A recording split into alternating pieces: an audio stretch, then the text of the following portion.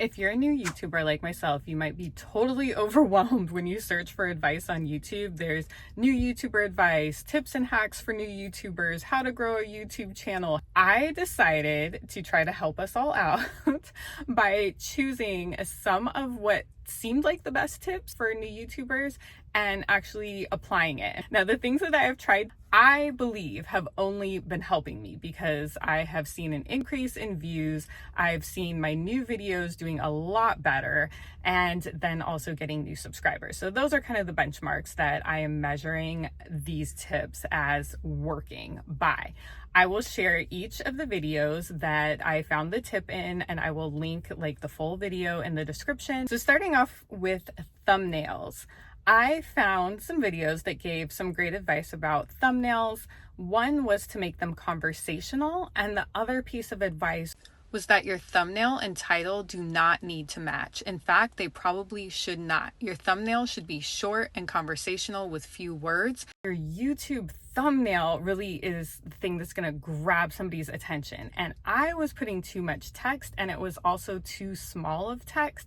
And then some of my thumbnails were too busy. When I simplified my thumbnail and I also made it more conversational, that helped with engagement. Your title should focus on including your top 3 keywords so that your video will be found when people search those terms in YouTube.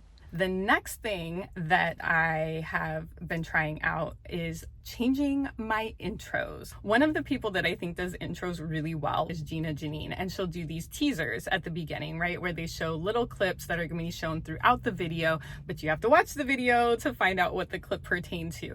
I recently tried that in my microneedling video. You stabbed yourself in the face. I saw some of the pictures where like blood is coming out. Allergic reaction to it. Feel the burn. Hi, baby. She comes over to me and she goes, and I think it worked really well. That's a great way to keep people wanting to know what's going to happen. When I don't watch the entire video by the YouTuber, if there was something in their teaser or their intro that really intrigued me, I will fast forward just to find that piece, to find out what did they say or what happened. SEO and metadata.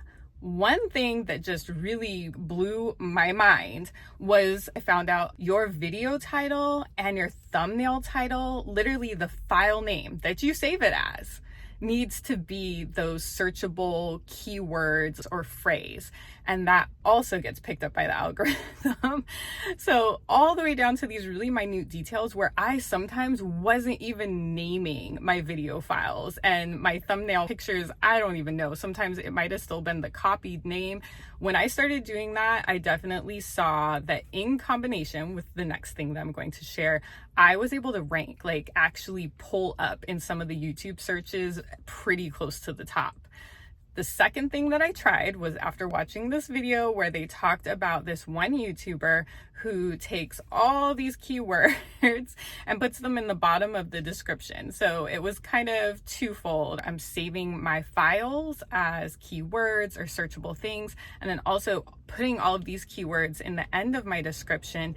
And actually, there's a third thing, making sure you're using your tags, even though a lot of people will tell you tags don't matter anymore. When I did those 3, that was like the magic combo to being able to find some of my videos in search. And I literally had less than 30 subscribers, and I still only have mid-30s subscribers. So it's not how many subscribers you have. If you know how to do these things correctly with the SEO and the metadata, you can get your stuff to pull up. Now, that doesn't mean that it's going to translate to hundreds of thousands of views. I would still say my highest videos are like 500, 600 views. I've been seeing a lot of information that says don't do shorts. If you're a small YouTuber, shorts aren't worth it. It's a waste of time. You have to get 10 million views in 3 months if you're working on it for monetization through your YouTube Partner Program. However, I did see somebody recently that said they were not a waste of time, which validated what I've been noticing on my channel.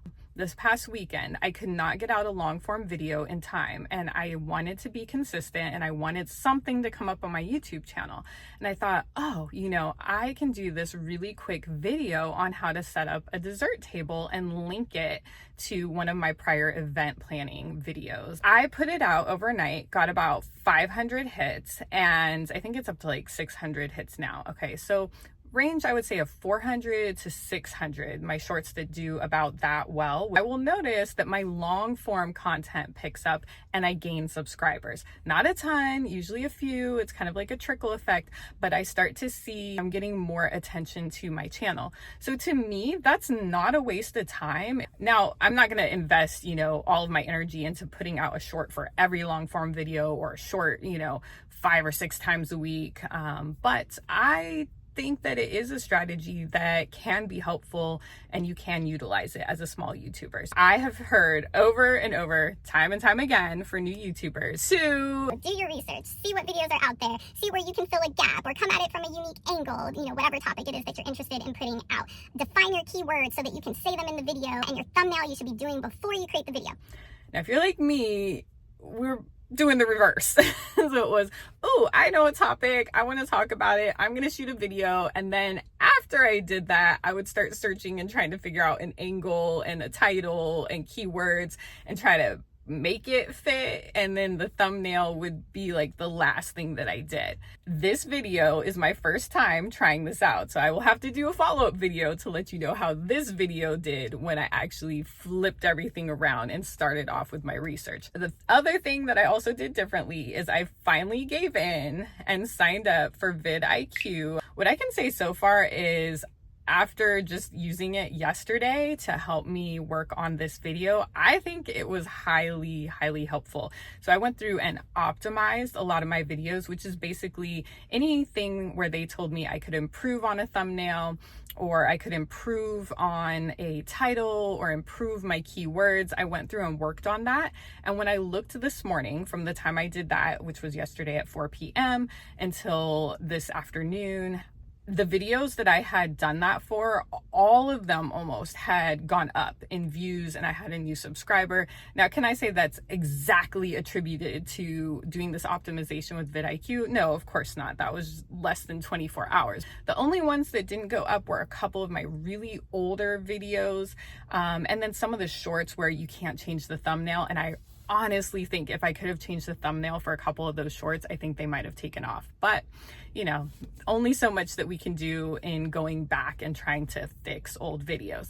So I will keep you posted on how this vidIQ thing works out for me, as well as flip-flopping the process and doing the research first. Another tip that I thought was kind of funny was someone was talking about how YouTube loves when people talk about YouTube. I guess it's like a person that really likes to talk about themselves.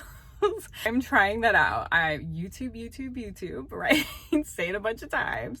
See if that helps to boost anything, because it was really interesting. A lot of the people that I saw talking about this and doing these like growing my YouTube channel journeys, which is what got me interested in doing it, they didn't necessarily have a ton of videos or a ton of subscribers, and then boom, their YouTube journey video would take off and have thousands of hits. And I just thought that was really interesting. And I didn't even know what other content some of them had. One, I found she did makeup and such, but most of the people I feel like are watching her growth videos.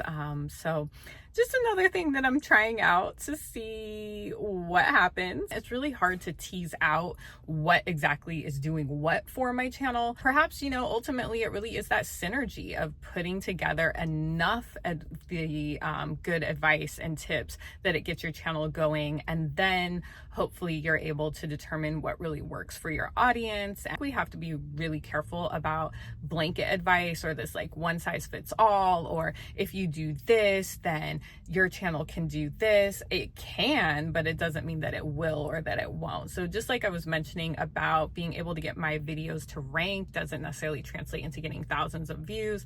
That's kind of the thing. It's, what are you looking for? Are you looking for subscribers? Are you looking for watch hours? We're probably all looking for both if you're trying to get into the partner program, but you're also probably wanting to build like a really meaningful, community, and to share content that is really important to you, and that you want to get out there and help other people solve their problems and come up with ideas and all of that. So there's many ways of measuring YouTube success. Be careful with not changing up everything just because somebody else tells you that that's what worked for them.